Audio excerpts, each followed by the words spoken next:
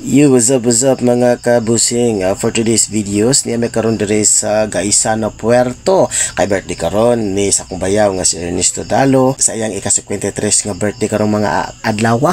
Ika-53 na niya, June 7. Katong miaging primerong unang adlaw sa bulan, birthday po sa iyang anak nga si Kent Mark Dalo.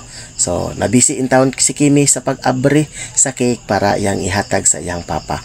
So, nakatigom kami karon diri no sa Gaisano, Puerto, uban ng mga parintira, family circle na si Kent Mark, yung asawa, yung igsuon si Choli, Danny, nami karon diri nga tubig mang inasal. Joker kaayo kay out of 12 tulor ang anli o ang sobraan ni is regular lang.